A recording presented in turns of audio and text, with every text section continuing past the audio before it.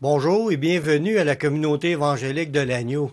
C'est encore un plaisir de vous recevoir pour qu'on puisse partager ensemble la parole de Dieu. Dans cette parole, il y a plein de belles bénédictions, de bels enseignements, des révélations que Dieu nous a données afin qu'on puisse connaître Jésus, puis aussi son plan merveilleux qu'il nous a donné en nous appelant par le Saint-Esprit pour faire partie de sa famille, puis tout ce qu'il a préparé pour l'au-delà. Mais en attendant, on se concentre sur l'enseignement, sur les choses de notre vie, du moment où on est en train de vivre présentement, et un peu dans l'avenir. Là-dedans, on trouve toutes sortes de révélations que Dieu nous a averties d'avance dans sa parole pour qu'on puisse connaître où ce qu'on en est rendu dans la chronologie des événements de Dieu, parce que Dieu il a préparé, il a prévu des événements qui sont en train de s'accomplir. Puis aujourd'hui, on continue encore à étudier quelques signes qui sont avant-coureurs du retour de Jésus. Vous le savez, on en parle depuis plusieurs semaines, que le retour de Jésus, c'est un point crucial, c'est une grosse prophétie qui est attendue depuis le début de la création, que les prophètes ont parlé à propos du retour de Jésus avec ses saints pour juger la planète, mais aussi pour venir chercher ce que la Bible appelle l'enlèvement de l'Église. Venir chercher ses enfants avant que le jugement tombe sur cette planète, pour juger l'ensemble de l'humanité. On est en train de faire encore un survol des prophéties du Seigneur qui s'accompliront avant son retour. C'est ça qu'on a besoin de savoir. Et pourquoi on a besoin de le savoir? Tout simplement parce qu'il faut se préparer. Dans tout ce qu'on regarde, là, la majorité de toutes les prophéties qui sont faites là dans la parole de Dieu, que ce soit par Jésus lui-même ou ses apôtres ou les prophètes, sont presque toutes accomplies. Puis, je crois, puis il n'y a pas juste moi qui y crois, l'ensemble des croyants sur la terre croient que Jésus revient bientôt. Puis on se prépare pour ce grand jour afin qu'on ne soit pas pris au dépourvu, puis qu'on fasse partie de ceux qui vont être enlevés avec le reste des chrétiens. Merci Seigneur. On est en train d'étudier les prophéties basées sur l'évangile de Matthieu. Puis on va voir là-dedans que Jésus annonçait encore une prophétie dans Matthieu 24 en disant que la bonne nouvelle sera entendue parmi toutes les nations, alors cela sera la fin. Dans Matthieu 24, il dit, cette bonne nouvelle du royaume sera prêchée dans le monde entier pour servir de témoignage à toutes les nations, alors viendra la fin. Voyez-vous, là-dedans, ça nous spécifie des choses très importantes. Premièrement, le devoir qu'ont les chrétiens de partager la bonne nouvelle, de l'annoncer à tout le monde, puis ça nous dit prêcher dans le monde entier. Faut que la bonne nouvelle soit prêchée dans le monde entier, puis ça c'est dans le but que ça serve de témoignage à toutes les nations. Les premiers disciples ont été envoyés avec le Saint-Esprit. Jésus leur avait dit, vous allez recevoir le Saint-Esprit, puis vous allez être des témoins. C'est ce que ça nous dit dans ce passage-là. La bonne nouvelle va être prêchée afin de servir de témoignage. Puis pour rendre un témoignage, ça prend des témoins. Ces témoins-là, c'est les gens remplis du Saint-Esprit qui sont les témoins pour prêcher la bonne nouvelle partout. Puis là, Jésus nous dit, alors viendra la fin. Donc, il est en train de nous dire que avant que Jésus revienne, il faut que la bonne nouvelle soit annoncée parmi toutes les nations. Lorsque Jésus a annoncé cette prophétie, il savait très bien que cette prophétie devait s'accomplir avant son retour. Ça, c'est basé sur des paroles dans l'Ancien Testament. Dans le psaume 67, les versets de 1 à 4, ça nous dit « Au chef des chantres avec instruments à cordes, psaume, c'est un cantique, parce que les psaumes, c'est des cantiques, c'est des chants qu'on devait chanter. Mais il était inspiré par le Saint-Esprit, puis il y avait un message prophétique dans ces chants-là. Ça nous dit que Dieu ait pitié de nous et qu'il nous bénisse et qu'il fasse luire sa face sur nous. Pause. L'autre verset dit « Afin que l'on connaisse sur la terre ta voix, parmi toutes les nations ton salut. » Wow! C'est en train d'annoncer quelque chose. Ça répète une phrase que Jésus a dit. il dit, faut que cette bonne nouvelle soit prêchée dans le monde entier. Là, on parle au verset 2, afin que l'on connaisse sur la terre ta voix, parmi toutes les nations ton salut. Là, ça nous dit, les peuples te louent, ô Dieu. Tous les peuples te louent. Voyez-vous, ça veut dire que parmi tous les peuples, pour que cette prophétie-là soit accomplie, fallait que tous les peuples sur la terre puissent être en train de louer le Seigneur. Puis là, Jésus, c'est pas pour rien qu'il nous a enseigné qu'il fallait que la bonne nouvelle soit prêchée à toutes les nations, alors viendra la fin. Fait que, pour que l'autre prophétie dans le psaume soit accomplie, il fallait qu'il y ait des gens sauvés de parmi toutes les nations, sinon, Jésus ne peut pas revenir. C'est pour accomplir cette promesse-là. Puis il y en a d'autres versets qui parlent dans ce sens-là dans l'Ancien Testament.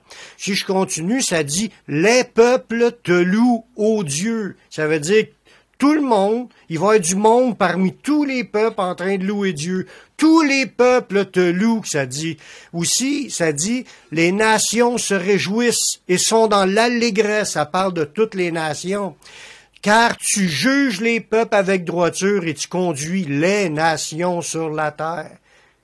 Tant qu'il n'y a pas des gens qui ne sont pas encore soumis à l'autorité du Seigneur, puis est en train de servir le Seigneur, est en train de louer le Seigneur, Jésus ne peut pas revenir. Sinon, cette prophétie-là n'aura pas pu être accomplie. C'est pour cela que Jésus dit, il faut que la bonne nouvelle soit annoncée et prêchée dans le monde entier, pour qu'il y ait des gens sauvés de partout, de tous les peuples, de toute langue, qui s'approchent devant Dieu pour louer le Seigneur pour sa grandeur, puis son salut. Parce que c'est bien écrit que parmi toutes les nations, ton salut. Il fallait que ça soit annoncé, puis que tout le monde, pas tout le monde, mais que au moins une et des personnes de chaque nation puissent goûter le salut de Dieu.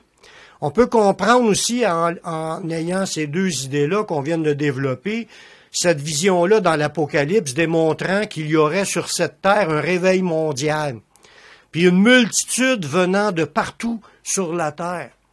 Puis là, ça accomplirait une prophétie dans l'Apocalypse au chapitre 9, chapitre 7, le verset 9, pardon. Ça nous dit, après cela, je regardais, ça c'est l'apôtre Jean qui parle, il a vu une vision du futur.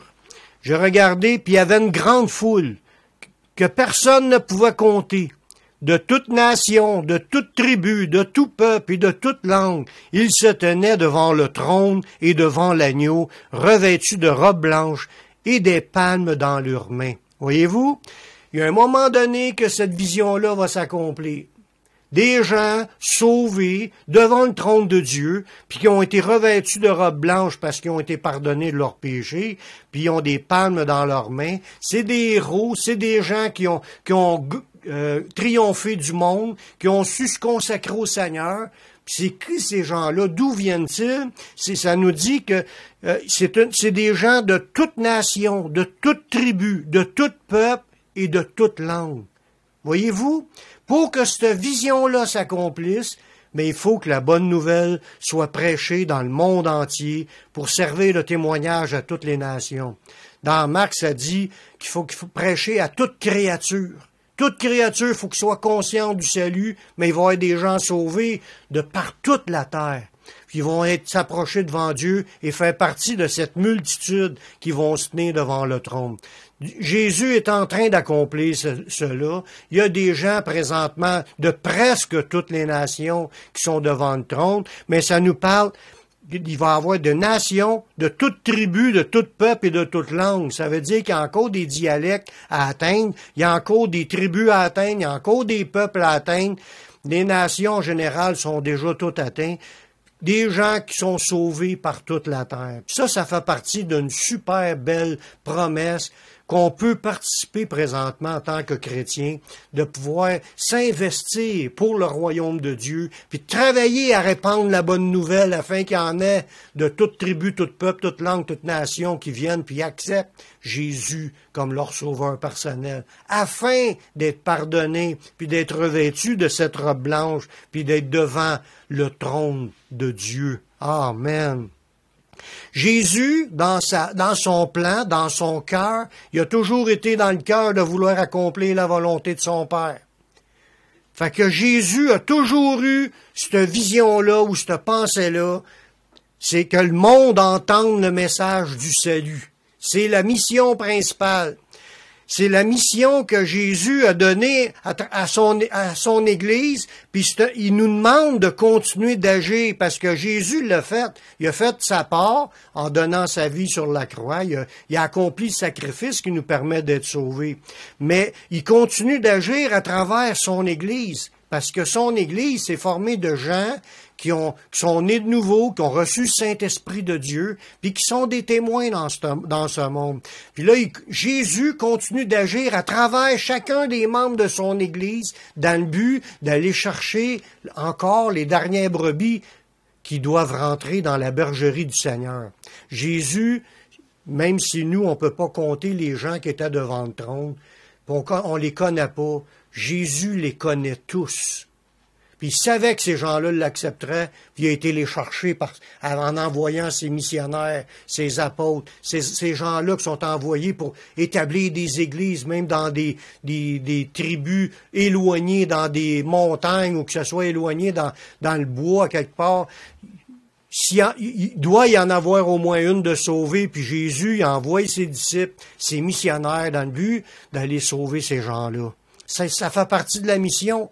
Puis l'Église du Seigneur travaille dans ce sens aussi en priant, puis en faisant avancer l'œuvre de Dieu dans l'intercession, en priant pour ces gens-là. On voit dans ce verset, le prochain verset, mais en réalité c'est dans Marc, l'importance de la grande commission par l'évangélisation. Dans Marc 16, c'est un verset qui est en parallèle avec Matthieu 24, qui nous dit qu'il fallait prêcher dans le monde entier. Dans Marc, ça nous dit, c'est dit dans quelques mots différents, puis il leur dit, allez par tout le monde. Prêchez la bonne nouvelle à toute la création. Voyez-vous, prêcher à toute la création, ça veut dire qu'il ne faut pas avoir de gêne de parler à tout le monde. Parler de Jésus, parler de la bonne nouvelle, parler qu'il y a un salut qui a été accompli à la croix. Jésus a accompli ce qui est nécessaire pour qu'on puisse être pardonné de nos péchés puis obtenir la vie éternelle. C'est extraordinaire de pouvoir participer à cette grande commission. Puis Jésus travaille à travers son Église pour que tout le monde sur cette planète puisse entendre parler de lui et pouvoir accepter Jésus. Puis ça nous dit aussi, faut le dire, parce que ça fait partie du texte, Jésus a dit, celui qui croira au message qu'on répand et qui sera baptisé sera sauvé. Mais celui qui ne croira pas sera condamné. Voyez-vous, l'enjeu est important. On ne parle pas juste d'une condamnation d'aller en prison pour 1 an. On parle de passer l'éternité, qui est une vie sans fin, séparé d'avec Dieu à cause que les péchés de la personne sont sur lui.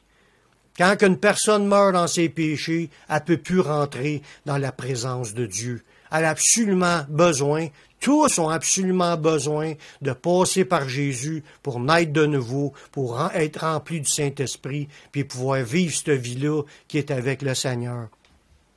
Fait que c'est ça qui est le message de l'Évangile, puis qu'on parle avec assurance dans le but d'amener les gens, vous qui m'écoutez, que vous puissiez rentrer dans le chemin de la vie éternelle qui est Jésus. Lorsqu'on parle du salut, on parle du salut de l'âme. Il faut aussi comprendre l'importance qu'il y a des gens qui allent parler du salut de Dieu. C'est important. Oui, on parle du salut de l'âme, mais il faut que quelqu'un y aille en parler. Il faut que quelqu'un y aille l'annoncer. Tous les moyens sont bons pour répandre la bonne nouvelle. Sans le travail des chrétiens dans ce sens, mais l'œuvre de Dieu n'avance pas. Si les chrétiens vont pas évangéliser, ils peuvent pas être sauvés. C'est important ce que je vous dis là. Dieu a fait son plan de façon à utiliser ses enfants, ses disciples, dans le but d'aller répandre la bonne nouvelle. Ça nous dit dans Romains 10, le verset 14 et 15, « Comment donc invoqueront-ils celui qu'ils n'ont pas cru? Et comment croiront-ils s'ils n'ont pas entendu parler? » Voyez-vous, il est important que quelqu'un en parle. Pour que les gens croient, faut que quelqu'un en parle. Et comment en entendront-ils parler s'il n'y a personne qui prêche? Et comment qu'il y aura des prédicateurs s'ils ne sont pas envoyés, selon ce qui est écrit, qu'ils sont beaux les pieds de ceux qui annoncent la paix, de ceux qui annoncent de bonnes nouvelles. Voyez-vous, dans ce passage-là, ça dit qu'il est impossible qu'une personne puisse accepter Jésus si elle y a pas cru. Puis c'est impossible qu'elle y croie si elle n'a pas entendu parler. Donc, il est extrêmement important que les chrétiens se lèvent puis qu'ils aillent porter la bonne nouvelle du Seigneur Jésus partout dans ce monde.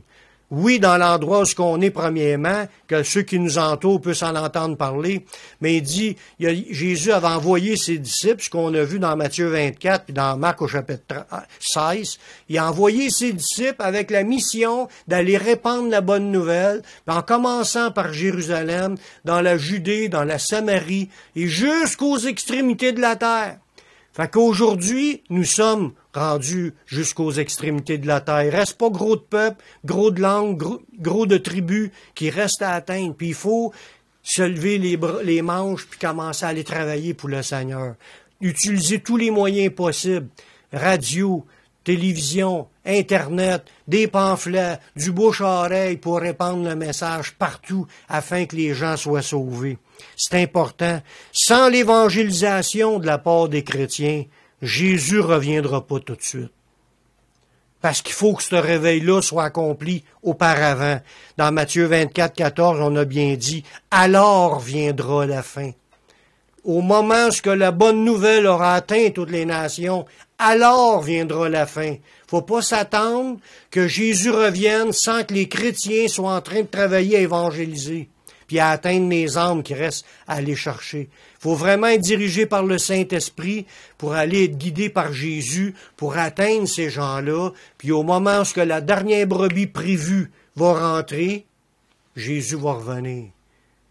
On a parlé un peu dans les études antérieures comment ce qui est important qu'on hâte son retour. Mais l'évangélisation fait partie d'une des manières de hâter le retour. On a hâte qu'il revienne, mais il faut se mettre à l'œuvre puis parler du Seigneur ouvertement partout ce qu'on peut. Amen. Dans l'évangile de Marc, Jésus nous dit la même chose, mais en ajoutant que les chrétiens n'ont pas à s'inquiéter du témoignage qu'ils auront à dire, parce que le Saint-Esprit parlera par nous, en nous. Le Saint-Esprit nous accompagne, puis va nous guider dans cette évangélisation-là. Dans Marc chapitre 13, et versets 10 et 11, ça nous dit, « Il faut premièrement que la bonne nouvelle soit prêchée à toutes les nations. » Puis là, il dit, « Quand on vous emmènera pour vous livrer, ne vous inquiétez pas de ce que vous aurez à dire, mais dites ce qui vous sera donné à l'heure même, car c'est pas vous qui parlerez, mais c'est l'Esprit Saint. » Wow! Ça veut dire que les chrétiens, quand ils sont en train de répandre la bonne nouvelle, ça dit, il faut que premièrement la bonne nouvelle soit prêchée dans toutes les nations, mais inquiétez-vous pas quand on va être emmené pour témoigner, prendre témoignage. De ne pas s'inquiéter d'avance de ce qu'on aura à dire. C'est guidé par le Saint-Esprit. Le Saint-Esprit va nous donner à l'heure même toutes les paroles qu'on a besoin comme inspiration pour pouvoir donner aux autres. C'est pas nous qui va parler, c'est l'Esprit Saint. Comme je vous disais tantôt, Jésus veut encore accomplir l'œuvre du salut à travers de nous, en nous utilisant pour aller chercher les derniers brebis qui doivent entrer. Amen. On continue avec une autre prophétie de Jésus concernant la destruction du temple. Parce qu'on continue à éplucher Matthieu 24, puis on avance tranquillement, puis Jésus est revenu avec le sujet de la destruction du temple. Puis c'est mentionné dans Matthieu 24, on l'a lu un peu au début dans Matthieu 24, les versets 1 et 2, au début de l'entretien avec le Seigneur. Il dit, comme Jésus s'en allait au sortir du temple, ses disciples s'approchèrent puis en fait remarquer les constructions. Mais il leur dit, voyez-vous tout cela? Je vous le dis en vérité, il restera pas ici pierre sur pierre qui ne soit renversé. Au début de la conversation, Jésus leur a dit que tout va être détruit ici. Que ce soit le temple, Jérusalem, puis tout ça. Il n'a pas donné gros de détails au début de la conversation, mais où est-ce qu'on est rendu dans Matthieu 24 au verset 15? Jésus nous commence à nous ouvrir les yeux tranquillement. Il nous en donne pas beaucoup, mais il nous en donne assez pour savoir pour prévenir. Puis Jésus avait donné des avertissements à ses disciples de quoi faire lorsque ça commencerait à arriver, que le temple serait détruit, Jérusalem aussi. Ça, cette prophétie-là, il y a eu l'accomplissement en l'an 70 après Jésus-Christ. Jésus, il sera mort en l'an 33 environ. Puis à l'an 70, l'empereur romain a investi Jérusalem, puis ils l'ont détruite. Puis ça fait partie d'une grande tribulation par l'armée romaine qui a envahi Israël pour la destruction de Jérusalem, puis détruire le temple. Puis le peuple d'Israël, il a été dispersé parmi les nations.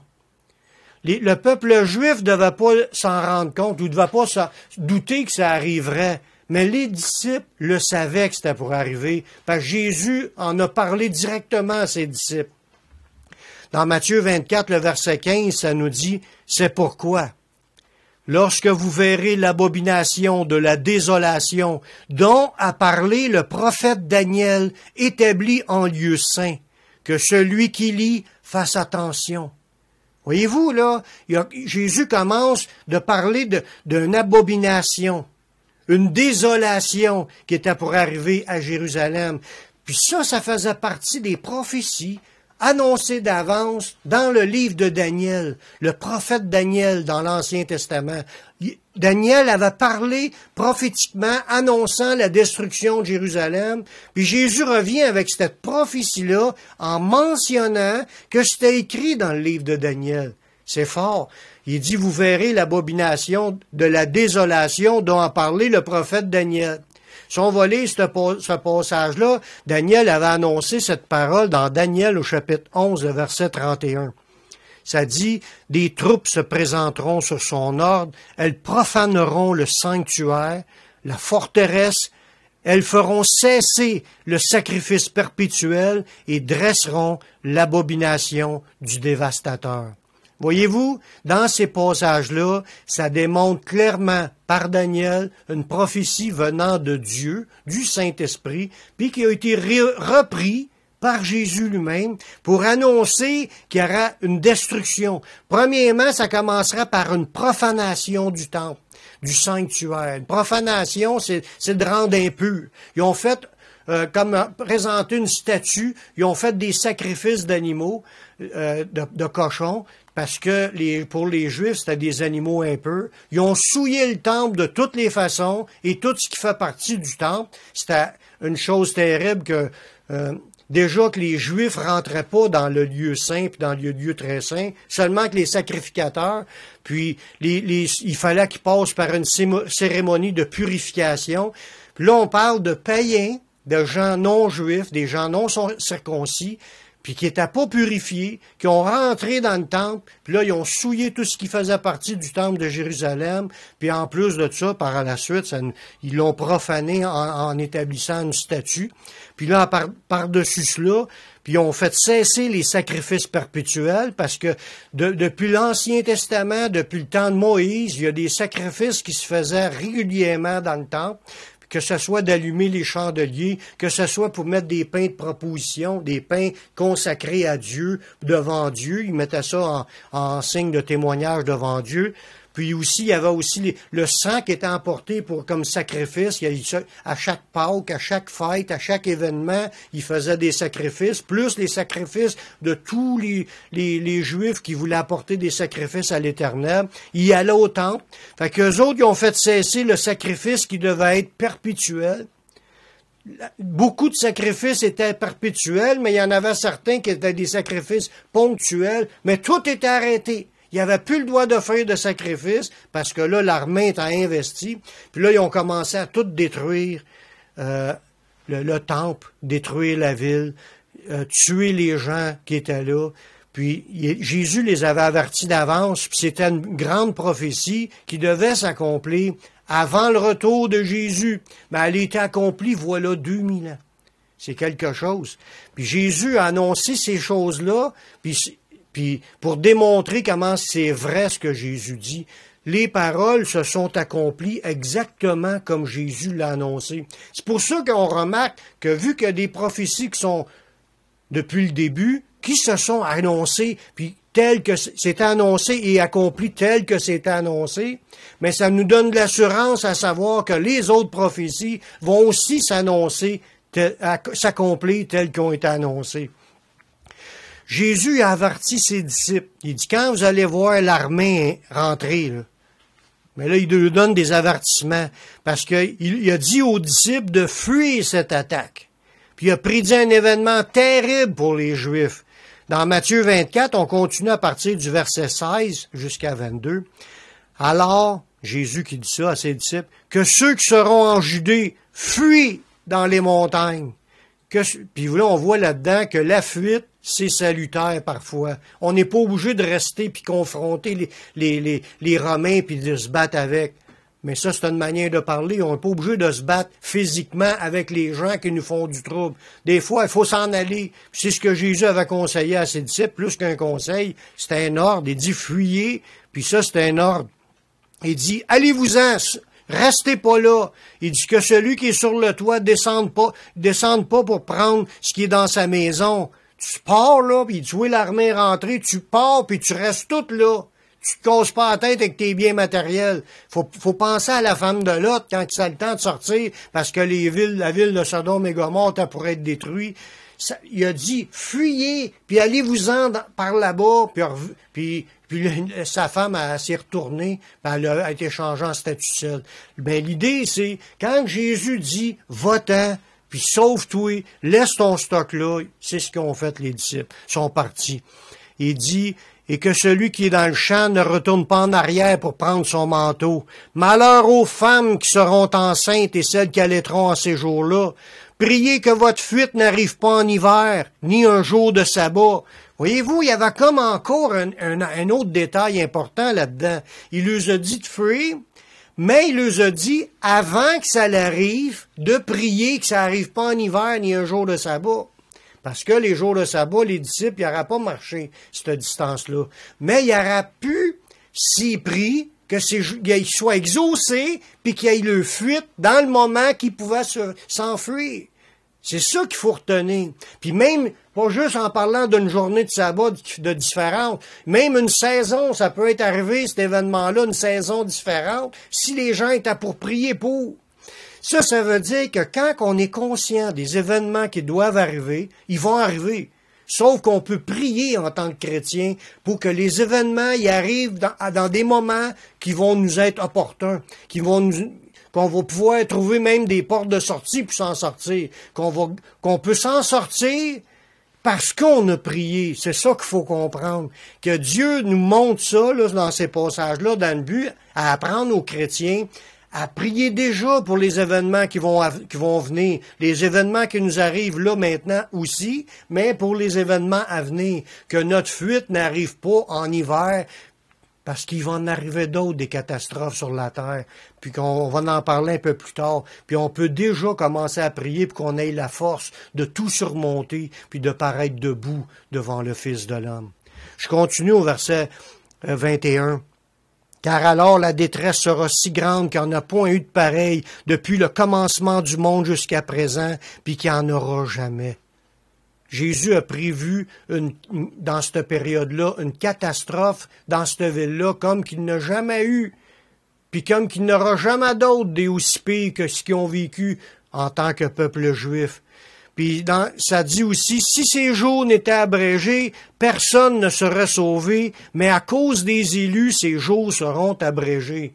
Voyez-vous, Jésus a dit que c'était pour arriver, mais il a dit, si ça ne sera pas abrégé, tout le monde sera mort.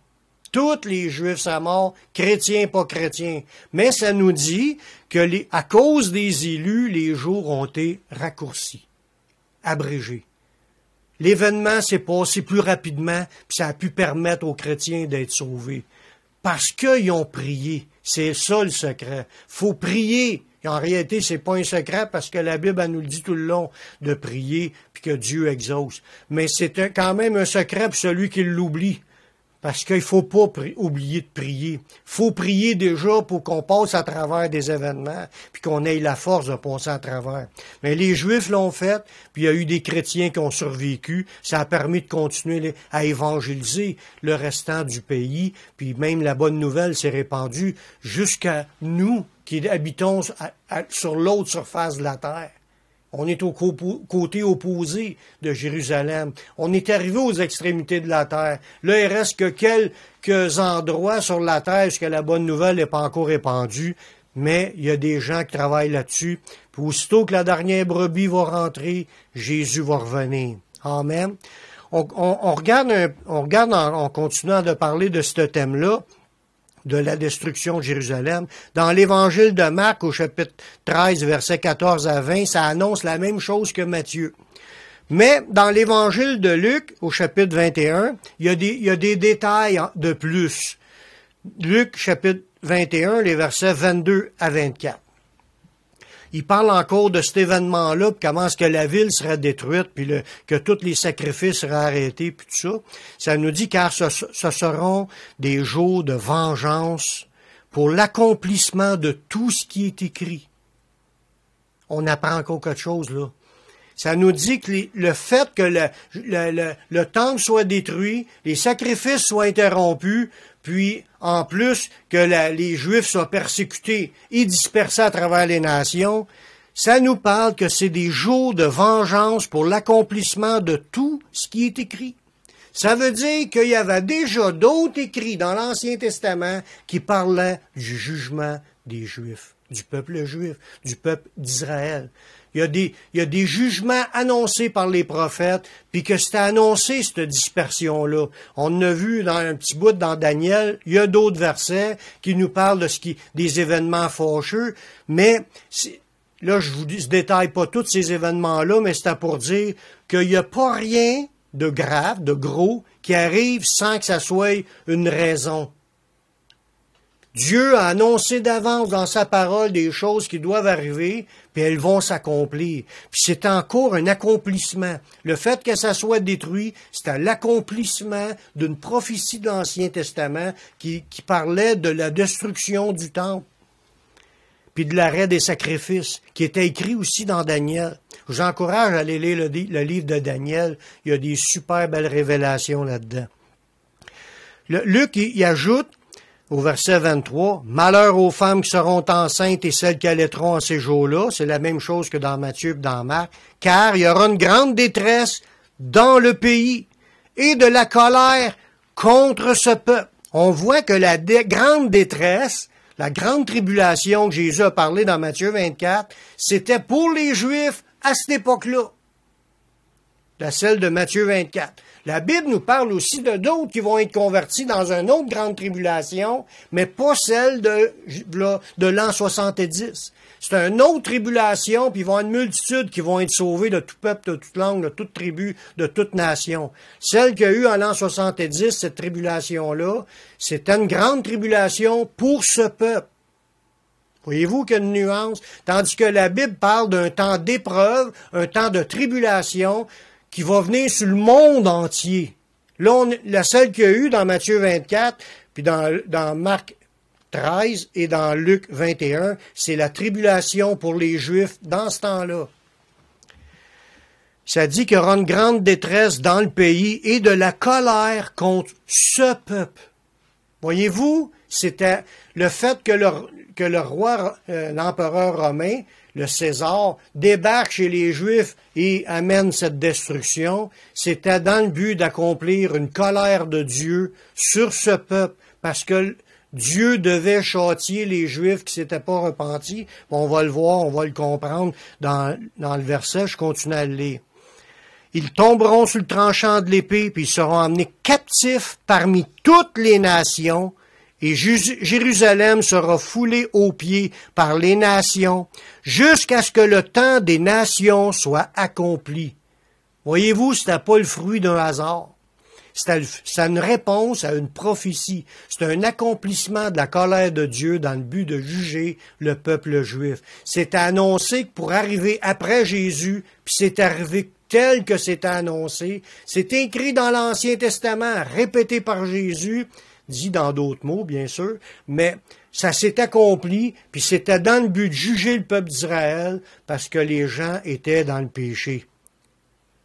Les gens péchaient contre Dieu, ils ont refusé le Messie que Dieu a envoyé, puis ils n'ont pas voulu croire au sacrifice du Messie. Ils continuaient à pratiquer leur sacrifice dans le temple. Dieu a mis un terme au temple pour qu'ils puissent plus pratiquer les sacrifices. Ça le dit, si on suit l'ensemble, l'idée des versets que je viens de vous dire, la destruction du temple était dans le but d'arrêter les sacrifices de la loi, puis de croire au sacrifice du Messie, qui était le sang de Jésus versé pour le pardon de nos péchés. Ça nous dit dans les versets qu'on vient de lire, que les Juifs étaient pour être dispersés parmi toutes les nations, puis Jérusalem a été foulé aux pieds par les nations. Il y a eu toutes sortes de peuples qui ont été vivre là. Puis ça appartenait plus au peuple juif parce qu'ils ont été dispersés jusqu'au temps des nations soit accompli. Ce temps des nations-là est déjà accompli. C'est une autre prophétie, ça, qui est accomplie. Parce qu'en 1948, le peuple juif a repris le contrôle de leur pays. Leur pays leur a été redonné. Puis on recommençait puis ça, je vais en parler un peu plus tard dans la suite de l'étude. Ils ont rebâti Jérusalem, mais la Jérusalem qui attend de nouveau le Seigneur. Mais ils sont pas encore complets dans la révélation, mais ils vont finir par réaliser, parce que la Bible elle dit, ils vont finir par réaliser que Jésus c'est le Messie, puis ils vont avoir une repentance parmi le peuple juif, puis ils vont pleurer celui qu'ils ont percé. Puis ils vont se tourner vers lui pour le recevoir comme leur sauveur personnel, parce que Dieu va leur faire encore miséricorde, puis les attendre à bras ouverts pour les recevoir, pour les sauver. On voit ça dans l'exemple des 144 000 qui vont se convertir.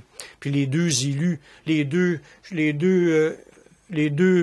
chandeliers, les deux oliviers qui vont prêcher la parole, c'est les deux témoins qui vont être là pour répandre la bonne nouvelle, sauver les Juifs, puis le peuple juif va se convertir, puis le Seigneur va revenir. Amen, c'est ce qu'on souhaite. Je vous finis avec un dernier verset qui nous parle encore de ces événements-là et du pourquoi que c'est arrivé. C'est Jésus qui en parle. À un autre moment, il a parlé du jugement du peuple juif lorsque Jérusalem sera détruite. Puis ça, c'est écrit dans Luc au chapitre 19, les versets 41 à 44. Puis je termine avec ces versets-là. C'est Jésus qui parle. Il dit, comme il approchait de la ville, Jésus, en la voyant, pleura sur elle. Parce que Jésus aime Jérusalem. Il aime Abraham, Isaac, Jacob, il aime aussi la descendance. Malgré que les gens ont rejeté le Messie, Jésus les aime quand même. Puis ça y a fait de quoi de voir ça? Puis il savait qu'est-ce qui était pour leur arriver. Puis il a pleuré sur elle. Pour verset 42, il dit, « Si toi, aujourd'hui, au moins en ce jour qui t'est donné, tu connaissais les choses qui appartiennent à ta paix, mais maintenant elles sont cachées à tes yeux. Il viendra sur toi des jours où tes ennemis t'environneront de tranchées, t'enfermeront, te serreront de toutes parts, ils te détruiront, toi et tes enfants au milieu de toi. Et ils ne laisseront pas en toi pierre sur pierre. » Voyez-vous, c'est vraiment une même parole prophétique qui parle de la destruction de Jérusalem. Puis Jésus en donne la réponse dans le bout de phrase qui termine ce passage-là. Parce que tu n'as pas connu le temps où tu as été visité. Ouch! Tous les jugements de Dieu sont abattus sur Jérusalem, puis sa destruction est due parce qu'ils n'ont pas connu le temps qu'ils ont été visités. On parle de quelle visite? C'est la visite du Messie. Quand Dieu lui-même a quitté son trône pour venir en forme humaine, comme un simple homme, comme un bébé, en Marie, il est venu au monde, puis là, il est venu pour annoncer toute la parole de Dieu, annoncer les choses qu'on devait entendre, puis il a accompli le sacrifice qu'on se fait pardonner, puis il en est mort. Puis puis il est ressuscité le troisième jour, comme qu'il l'avait annoncé, puis ses disciples l'ont vu, ont été témoins de cela, puis il a dit à ses disciples, allez répandre la bonne nouvelle que celui qui croira et qui sera baptisé sera sauvé, mais celui qui ne croira pas sera condamné. Puis les Juifs de cette époque-là, quand ils ont crucifié Jésus, ont dit que son sang retombe sur nous et sur nos enfants. Mais c'est en plein ce qui est arrivé. Quand Jésus a pleuré sur cette ville, c'est parce qu'il était triste de voir comment ce qui était rejeté, lui qui était le Messie envoyé, promis dans la Bible pour que les gens soient sauvés, puis les siens ne l'ont pas reçu. Ils l'ont rejeté, ils l'ont crucifié, ils l'ont abandonné, puis il est mort. Mais la colère de Dieu est venue parce qu'ils n'ont pas connu le temps où ils ont été visités. Il aura dû se rendre compte. Il y en a certains qui se sont rendus compte, puis ont été épargnés même du jugement de la destruction de cette ville, puisque Jésus les a avertis. Quand vous allez voir que l'armée arrive, sortez, allez-vous-en des montagnes, fuyez. Puis c'est ce qu'ont fait les disciples. Mais les autres qui ne croyaient pas, puis ont résisté aux Romains, sont tous été massacrés. Pourquoi? Parce qu'ils n'ont pas connu le jour où ils ont été visités. Je vous pose une question. Le savez-vous que Jésus est venu nous visiter? Que faisons-nous de ce qu'il nous a donné comme message? Est-ce qu'on y croit? Est-ce qu'on l'a reçu, ce message, de pouvoir être premièrement être pardonné de nos péchés, mais de s'engager pour devenir disciple de Jésus? Parce que la Bible a dit que si on croit, on va avoir la vie éternelle, mais si on ne croit pas, on va être condamné. Il faut accepter Jésus comme notre sauveur, s'engager à devenir son disciple pendant qu'il est encore temps. Parce qu'un jour, Jésus va revenir, la porte de la grâce va être fermée, les gens pourront plus se convertir. C'est maintenant le temps favorable, c'est maintenant le jour du salut. C'est aujourd'hui qu'il faut accepter Jésus comme notre sauveur personnel. Le recevoir pour être sauvé, puis faire partie de ceux qui vont vivre la vie éternelle avec lui. Je vais faire un appel. S'il y a des gens parmi vous qui veulent accepter Jésus comme leur sauveur personnel, je vous invite à faire cette prière avec moi. Père, je reconnais que je suis un pécheur. Je reconnais que je suis perdu. Mais je sais que Jésus-Christ, il est mort sur la croix. Il a versé son sang pour que je puisse être pardonné. J'accepte Jésus comme mon sauveur, comme mon Seigneur. Prends ma vie, je la donne. Je veux te suivre, je veux te servir tous les jours de ma vie. Et donne-moi ton Saint-Esprit pour qu'il me conduise dans la voie de la vie éternelle. Amen. Si tu as fait cette prière, sache que Dieu l'a entendu, puis Dieu t'a pardonné. Tu es maintenant sauvé, maintenant marche avec le Seigneur, sers le Seigneur, va dans une église évangélique dès que tu le pourras, va aussi sur mon site publicationévangélique.com, tu vas trouver une foule d'enseignements qui vont t'aider à grandir spirituellement, puis qui vont faire de toi un disciple. Je vous encourage à marcher avec le Seigneur, à persévérer dans ses voies, à rester ferme dans la foi jusqu'à temps qu'il revienne. Amen. Que le Seigneur vous bénisse abondamment. Shalom.